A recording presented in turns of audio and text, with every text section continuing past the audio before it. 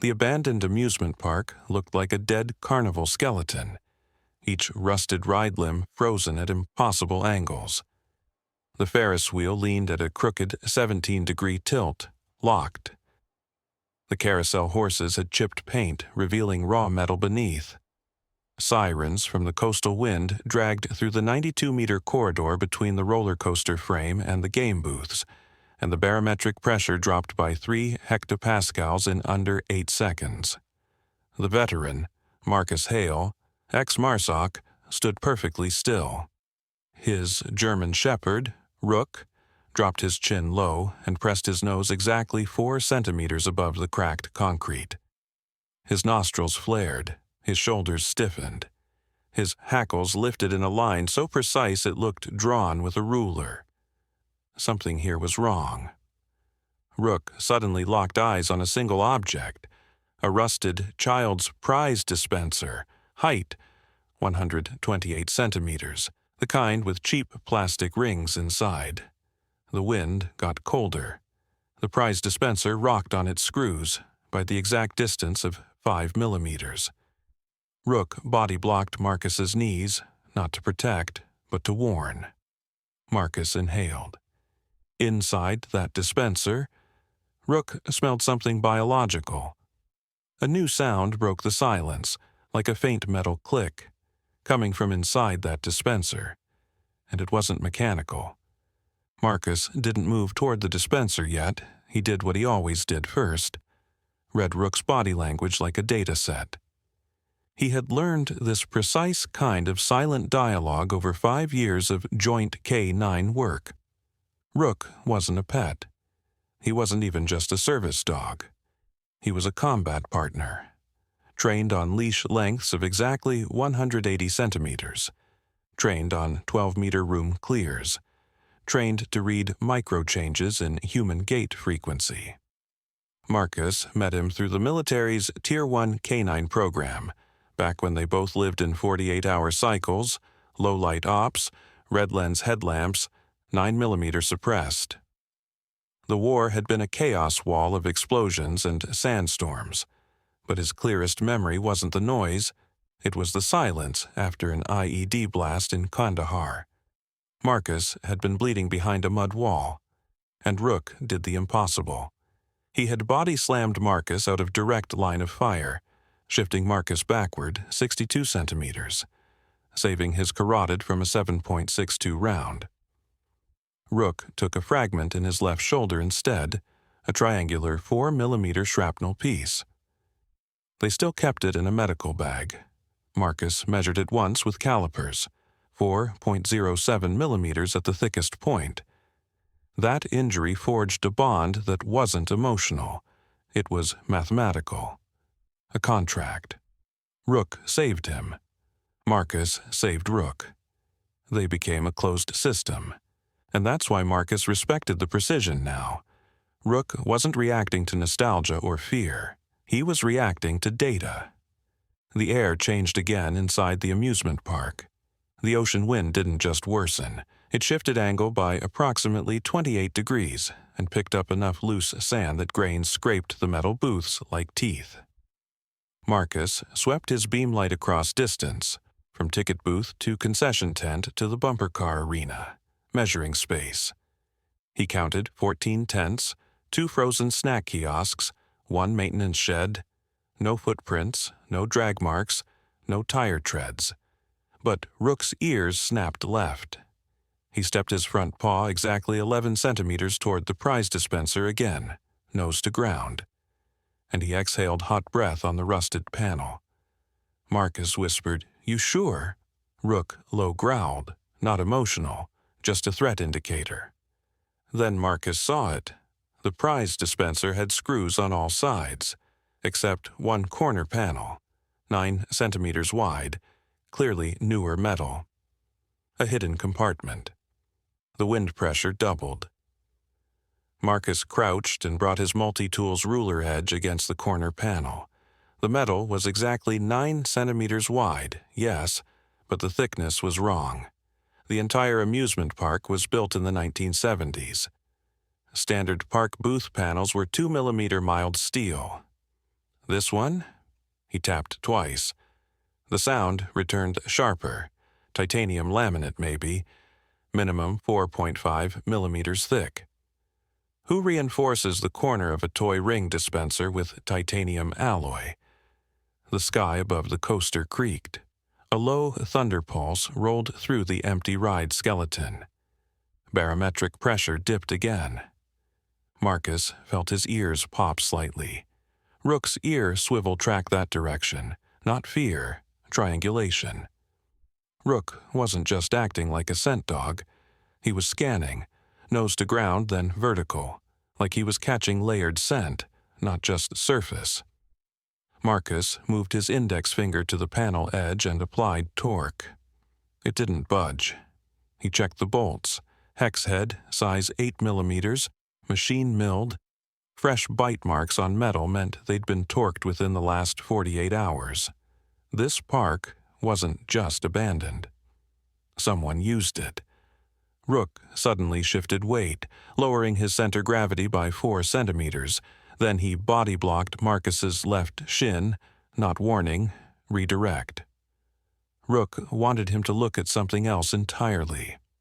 Marcus pivoted his flashlight and lit the ground.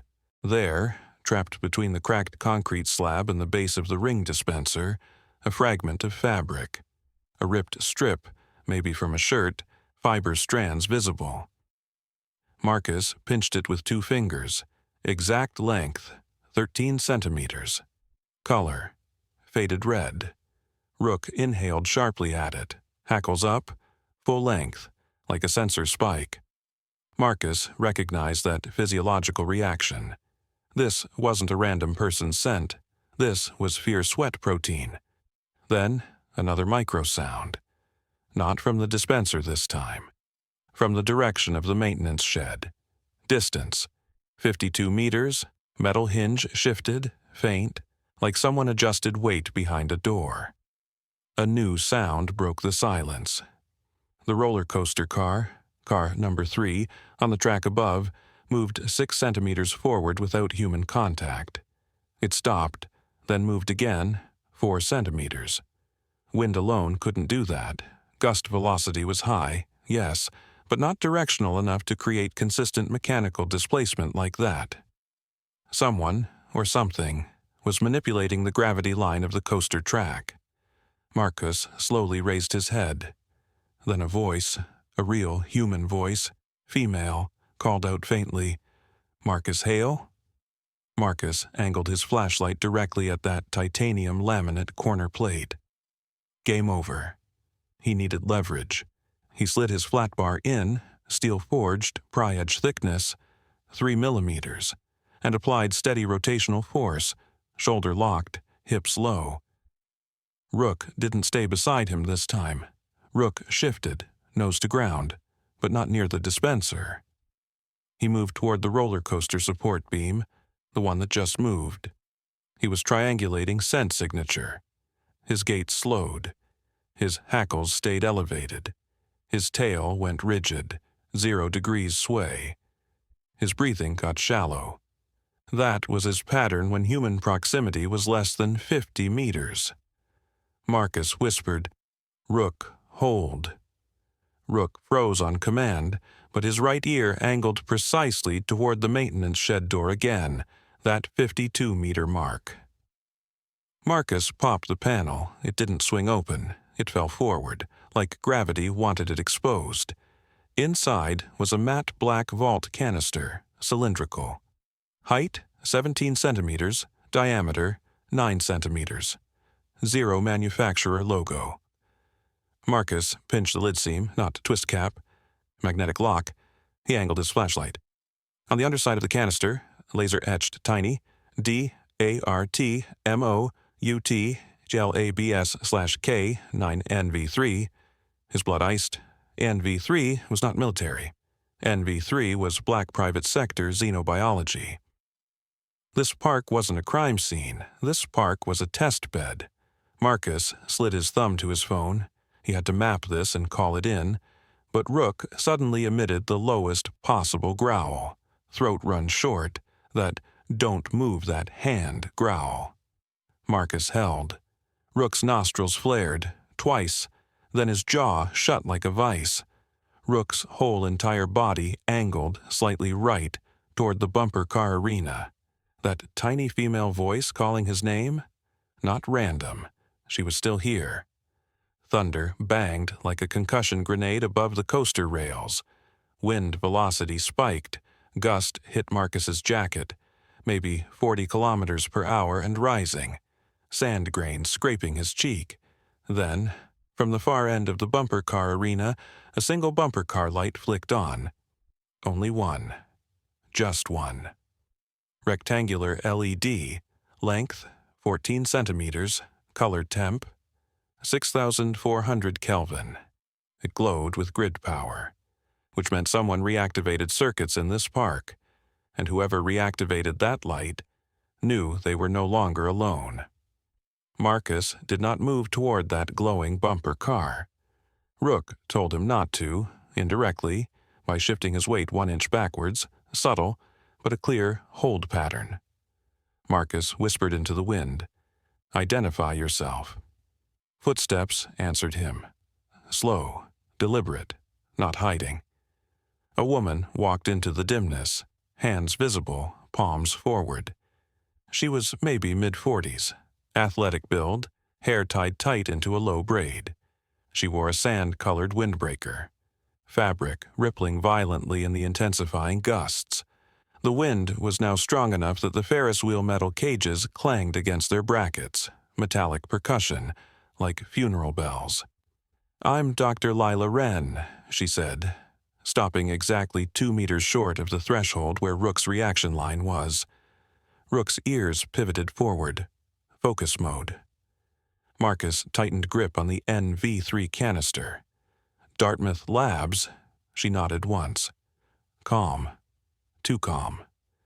"I think you found something you don't understand," she said gently. "I can help you put that back." Marcus measured her words. She didn't say, "It's dangerous." She said, "Put it back." That means containment failure is already in progress. He kept his tone neutral. This park wasn't abandoned. It was retired. Yes? Rook's hackles did not drop. Dr. Wren continued, voice steady. This entire park was repurposed as a behavioral observation maze for sentient scent mapping. It's about canine cognition, high level. You were special forces. You know dogs see worlds we don't. Marcus's eyes narrowed. He tracked Rook's microsignals. Rook didn't trust her. But Rook wasn't attacking her either. So this woman wasn't the threat. Not yet, meaning she wasn't the apex operator. Marcus spoke low. "What's in this cylinder?" Dr. Wren exhaled. Long, controlled. "That particular canister contains a scent sequence. NV3 is not a chemical. It's a story packaged in olfactory code. It imprints a narrative memory pattern into a canine's sensory cortex. Without trauma, without conditioning devices, without pain." Marcus's heart slammed. "Brainwashing." Wren shook her head quickly. "Not brainwashing. Stimulation. We're building a network where dogs can transfer experience to each other through sequence-coded pheromones. The future of search and rescue. The future of battlefield situational awareness. Lightning cracked across the horizon. White vein tearing the purple sky. Rain began. Cold, sharp drops, first scattered, then a tightening pattern. The storm was accelerating. Rook suddenly emitted a short nasal huff, not growl, a incoming movement signal. Wren softly raised both hands higher. "There are other teams here, Marcus. The ones who didn't retire ethically. The ones who broke into our lab 2 nights ago. They took NV3 sequences we didn't authorize. Weaponized sequences. This place is compromised." Marcus shifted weight, NV3 cylinder behind thigh. Wren's voice lowered to whisper level. "And now that you opened that compartment, they know exactly where you are." A bumper car across the arena jerked an entire half meter, not from the wind, from propulsion. Marcus took one step toward shelter, toward the roller coaster girder. But Rook cut him off, body slam, not to block danger, to push Marcus another direction, away from shelter. Rook wasn't avoiding the enemy. Rook was avoiding trigger zones in the ground. Marcus understood instantly. Parts of this park were rigged. Lightning hammered again. Closer. Direct vertical bolt behind the coaster structure. Flash reflection, blinding silver. Then, a male voice, amplified through a small comm speaker somewhere, echoed through the whole park. "Marcus, hail. Hand over NV3. Marcus didn't answer the voice. He rotated slowly, scanning angles, triangulating speaker source by echo decay. Rook tracked even faster, ears snapping, 27 degrees right, then 18 degrees left, calculating bounce positioning on metal structures. There wasn't one speaker. There were at least 3. A synthetic male laugh bled through the static. "You already opened the compartment. Your dog already inhaled trace molecules. We don't need the cylinder anymore. We need the carrier." Marcus's spine iced. They were after Rook. Rook's paws dug into gravel, claws scraping, anchoring posture, legs bracing against wind shear. Rain accelerated, going from single diagonal needles to full angled curtain. The drops were hitting with force, each like tiny impact, storm force escalating. Dr. Wren stepped closer, just one step, 48 centimeters. Then froze again when Rook snapped his head toward her with a low threat bass.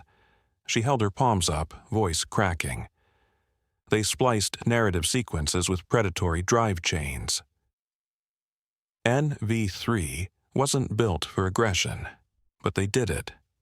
If he breathes enough of it... Marcus cut her off. He turns into a programmable weapon. Wren didn't deny.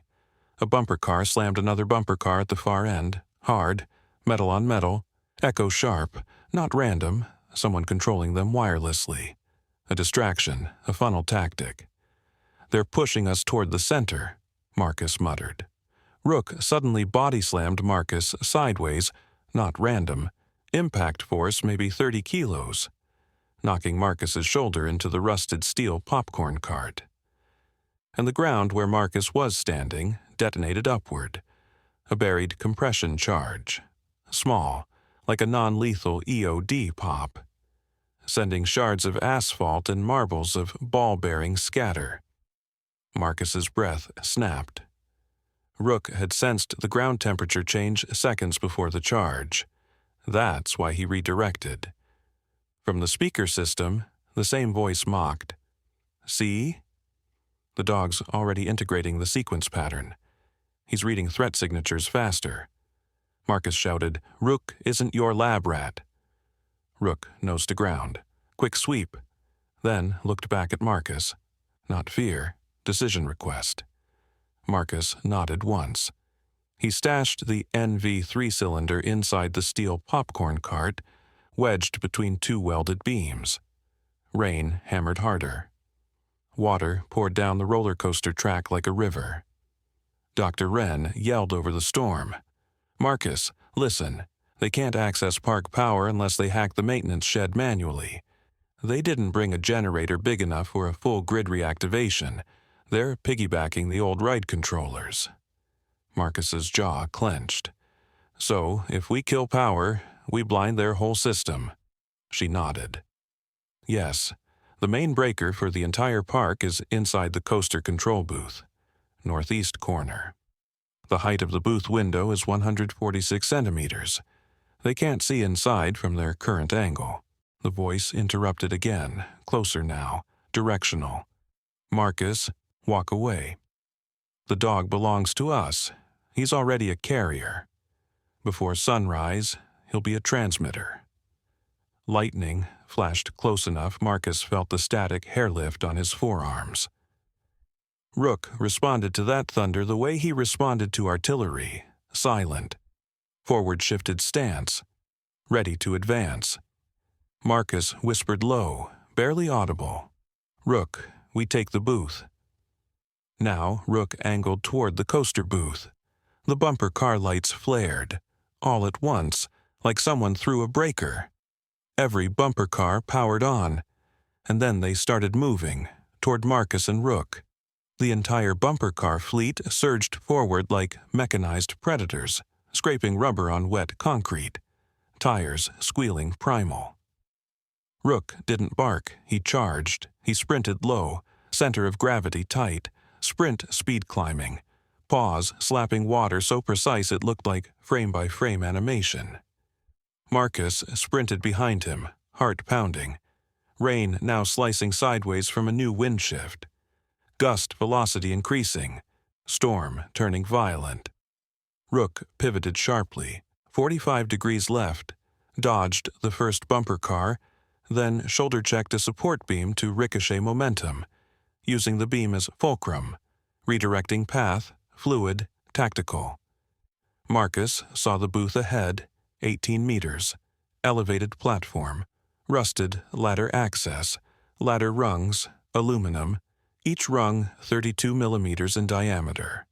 A bumper car nearly clipped him. He rolled and came up into a crouch. Wren followed, slower, terrified. Rook slid under the spinning brake beam, claws scraping, then body-blocked Marcus into the ladder base, pushing him up. Marcus instantly climbed. 4 rungs, 8 rungs, 12. Fingers slipping on wet metal. Rain making steel slick like oil.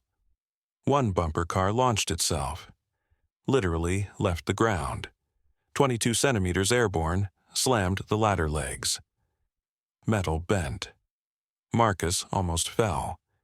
He hauled himself into the control booth. Glass shattered inward from wind and rain. Control panel boards laid out like an old submarine cockpit, with a red toggle array on the far right. Rook followed him up, leaping vertically, claws jamming into rust grooves. Pure force. And then Marcus heard it. The villain's voice, not through speaker, behind him. "You think you can shut us down?" "Marcus, you don't get it." Marcus whirled. The voice belonged to a man in a black tactical raincoat, standing inside the control booth doorway, holding a compact device. The device, metallic cube, 6 centimeters, with 3 circular vents. Wren gasped. "That's NV, 3_alpha. Marcus felt his chest lock. NV, 3. Alpha wasn't a scent sequence canister, it was a broadcast node. The man smiled, gentle, sincere. "Marcus, you know how many lives could be saved if dogs could share exact sensory memory? We can eliminate panic in disaster zones. We can pre-sequence trauma removal. We can wipe fear entirely." Marcus stared, horrified, because he realized the real twist. This wasn't about weaponizing dogs. This was about erasing free will. If dogs stop feeling fear, they stop refusing orders. You can make them run into fire, into bullets, into gas. You can turn them into disposable soldiers. Marcus spoke low. "You're not saving them. You're removing the only safeguard evolution gave them." Rook's hackles rose, full ridge, and he placed himself between Marcus and the man, silent, powerful. Rain hammered the roof like war drums. The man pressed his thumb on the NV3_alpha node. Rook lunged, not for the man, for the breaker switch. Rook slammed his entire body weight against the primary master lever, a black composite lever, length 23 centimeters, torque rated. Boom power crashed. Bumper cars froze mid-lunge. Lights died, thunder roared. Rook whirled back toward Marcus, but froze, nostrils flaring, not at the man, but at the NV3_alpha node. The man had already triggered dispersion mode. Air around the node shimmered, faint glitter like aerosol. Rook inhaled. Marcus screamed, "No!"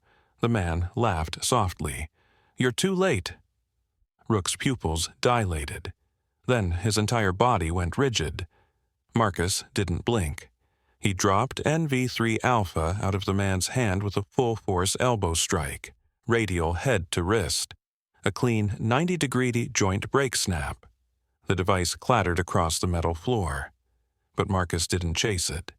He dropped to the floor with Rook, both knees, hands framing Rook's skull, thumbs at temporals, nose to nose. Rook wasn't panicking. He wasn't distressed. He was processing. His breath pattern wasn't erratic. It was measured. The villain choked out, gripping his broken wrist. "You idiot! NV3_Alpha doesn't scramble dogs. It decodes them. He's reading hundreds of narrative threads right now."